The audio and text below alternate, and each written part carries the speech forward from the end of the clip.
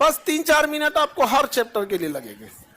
गुलाम वंश के लिए काल में 1336 ईस्वी में टूटा था। इसको तोड़ने वाले दो भाई हरिहर एवं बुक्का थे।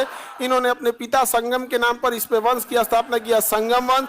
इनके गुरु का नाम विद्याधर था। इस वंश की राजधानी हम्पी थी, तुंगभद्रा नदी के किनारे थी, भाषा तेलुगु थी, मुद्रा पेगोड़ा थी।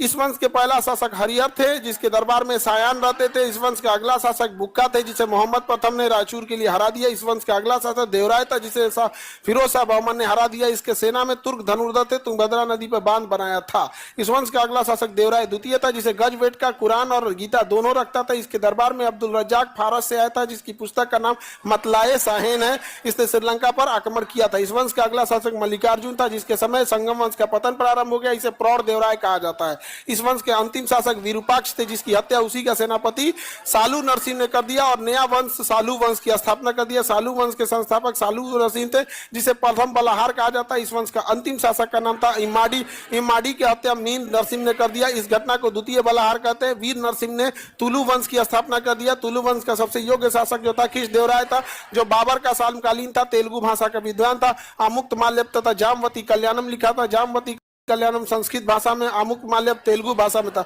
विठल स्वामी मंदिर तथा हजारा मंदिर का निर्माण कराया था।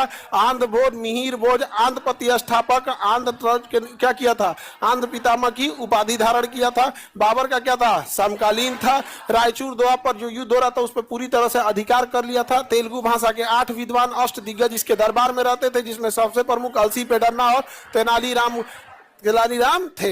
इसके बाद कोई योग्य शासक नहीं आया। अच्युत देवराय आया। अच्युत देवराय के समय राज्यों की देखभाल करने के लिए महामंडलेश्वर नामक पद बनाया गया। इसके बाद अगला शासक आया सदाशिवराय। सदाशिवराय एक शांतिपूर्ण शासक था, किंतु इसका सेनापति राम राय था।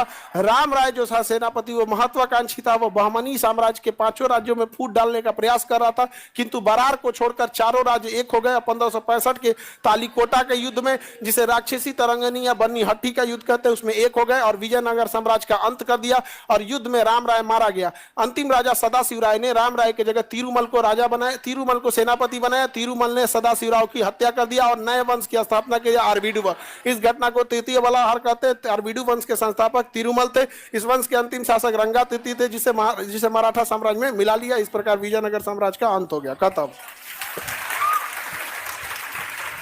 कितना टाइम लगा रिवीजन में? 3